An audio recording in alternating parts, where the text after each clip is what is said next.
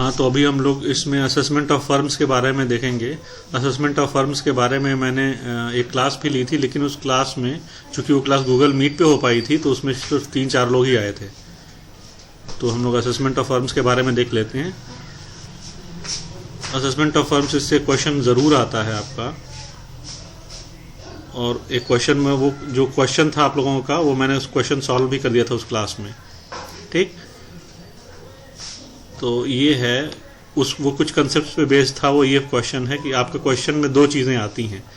पहले तो सारी डिटेल्स दे देगा, जैसे कि ये क्वेश्चन, अभी मैं इस पेज पे दोबारा आता हूँ। जैसे यहाँ पे क्वेश्चन कहाँ गया, ये देखिए लिखा है the firm fulfils the conditions of section 184।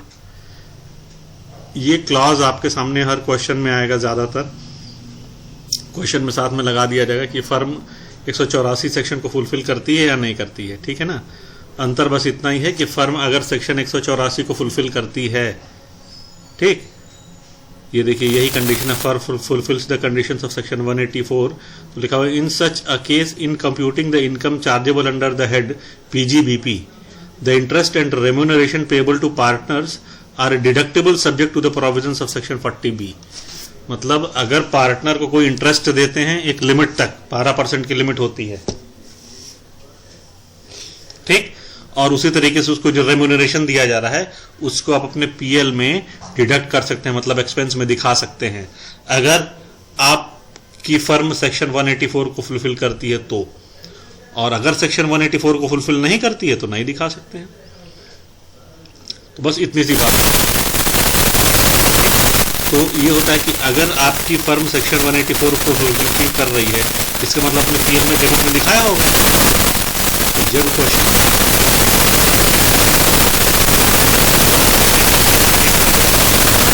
जोड़ देते हैं, जैसे आप यहाँ पे देखते हैं, क्यों कि 184 को फाइन सेक्शन PL के डेबिट में दिखा सकते हैं।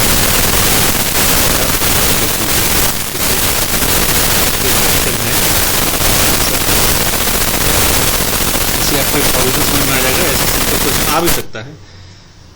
X, Y and Z are partners of a firm with equal shares. The profit and loss account for the year ended 31 March 2019 shows a net profit of 2,80,000।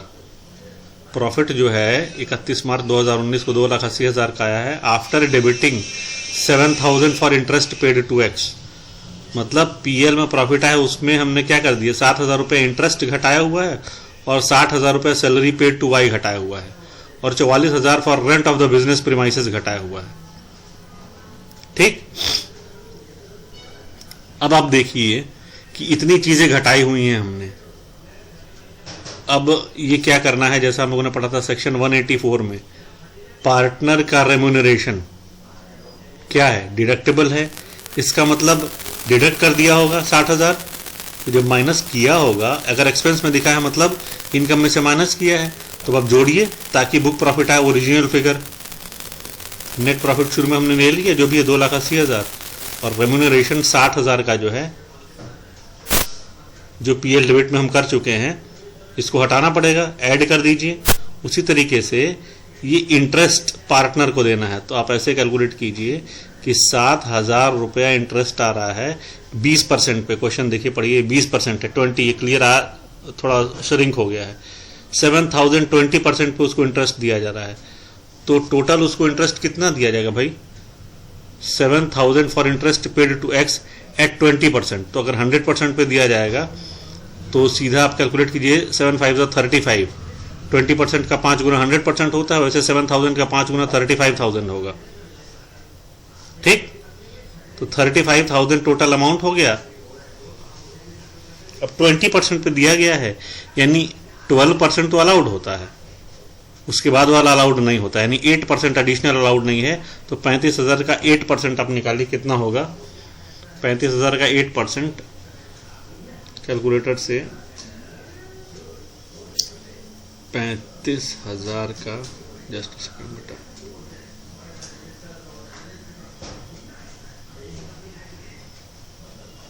35,000 का 8% है 2,800 रुपया। ये देखिए, ये 2,800 रुपये आ गया। तो इन दोनों फिगर्स को जब जोड़ दिया तो हमारी बुक प्रॉफिट निकल के आ गई। यही है सिनेरियो बुक प्रॉफिट का।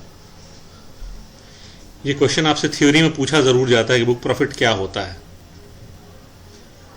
ठीक है। तो उसका सीधा सा आंसर यही होता है कि नेट प्रॉफिट में उन आइटम्स को एडजस्ट कर लिया जाता है जिनको कि पीएल में ऑलरेडी डेबिट कर दिया गया है।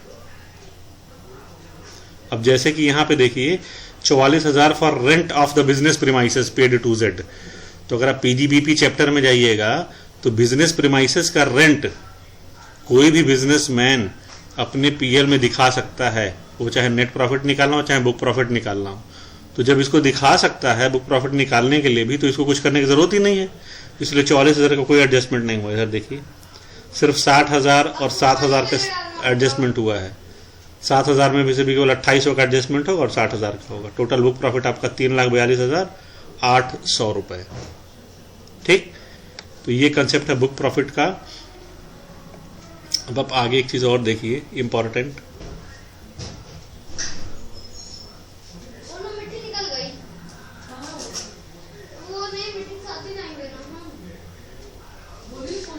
firm fulfills the conditions of section 184, firm does not fulfill the conditions of section 184।